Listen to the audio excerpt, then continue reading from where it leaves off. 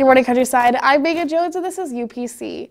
Broadway and TV stars will unite for a special benefit concert to raise money for the victims of the Marjory Stoneman Douglas High School shooting in Parkland, Florida.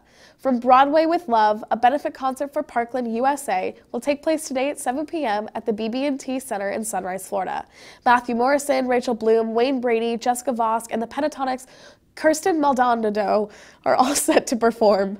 There will also be a special performance by Parkland victim Jamie Gutenberg's dance troupe to honor her memory, and several other Stoneman Douglas students will perform songs they've written themselves. Following the tragic events that took place at Marjory Stoneman Douglas High School on February 14th, the Broadway community will unite with many of the inspiring and world-changing MSD students, the concert's official website states about the benefit. Money raised from the benefit will be donated to Marjory Stoneman Douglas Victims Fund and Shine MSD, which benefits arts advocacy in the Parkland community. Around 10,000 tickets have been donated to the families of Marjory Stoneman Douglas High School students and staff, according to the event's website. On April 15, 2013, 2 bomb blasts went off near the finish line of the Boston Marathon, killing 3 and wounding at least 260 others. People in Boston came together Sunday to run a course that spelled out the city's name 5 years after the deadly bombs went off. The city's triathlon team, Zoom Multisport, began what they called the #BostonRun 2 weeks ago after the 2013 bombings. Several members of the club were stopped short of finishing the race, or for the ones who did finish, they were still downtown when the bombs exploded. Between 10 and 15 people ran that first year, but this year about 150 people participated. The attacks created an outpouring of local support and resilience that created the #BostonStrong. 2 years after the attacks, the city of Boston officially named April 15th One Boston Day, marking it as a day to encourage acts of kindness and goodwill. This year, the city of Boston observed a moment of silence at 2:49 p.m. on Sunday as part of the 5th anniversary of the terrorist attack.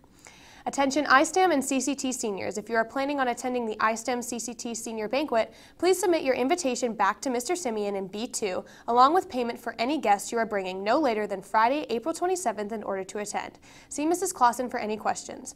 Senior breakfast ticket sales start next today. During both lunches, they will be only $25 cash. There will be an FBLA meeting after school on Wednesday in A7 for any FBLA member that is interested in an officer position for next year. See Mr. Felt for details. In sports, Bo has news on the NBA. Bo? Thanks, Megan. Yesterday, the Boston Celtics and Milwaukee Bucks squared off for their first game of the first round of the NBA playoffs. The game went back and forth with both teams making strong scoring runs. The Celtics led by 3 with 0.5 seconds left, but Chris Middleton hit a deep 3 to send the game to overtime. Even with fouling out, Giannis Antetokounmpo led all players with 35 points. The Celtics ended up winning 113-107 to make the series 1-0. That's all I have in sports. Now back to the news desk.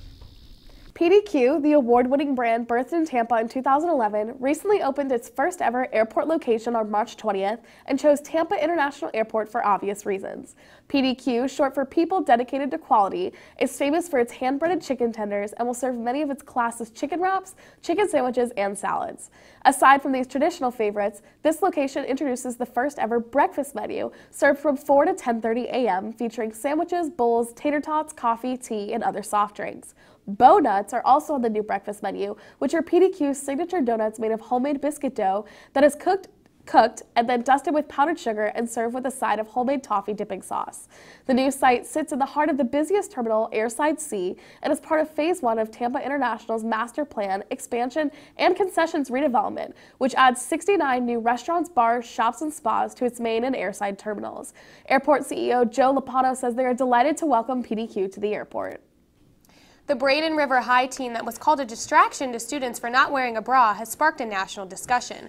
According to Carrie Nope, her 17-year-old daughter, Lizzie Martinez, wore a gray crewneck shirt to school, an outfit school administrators said was inappropriate. Specifically, administrators pointed out that Lizzie was not wearing a bra, which was true. Nope said Lizzie had a sunburn that day and chose not to wear a bra to school. Now, the teen has sparked a movement called Bracot that she hopes sends a message. Girls who wish to participate will go braless. Boys will put Band-Aids on top of their shirts over their chests. This is all to send a message and destigmatize natural bodies. What Lizzie's mother has a problem with is how school officials attempted to resolve the problem. The dean, after having Lizzie put on an undershirt, asked her to stand up and move around, Knope explained. They handed her 4 Band-Aids and told her to X out her nipples. She went on to say, "It's a unisex shirt. Guys wear it every day, and we would never be staring at their nipples to see if they were hard, and X them out because we didn't like their nipples showing." School district officials said it was a violation, but that it should have been handled differently. As for today's bra cut, Spectrum Bay News 9 partner newspaper, the Bradenton Herald, said the Manatee School District declined to comment.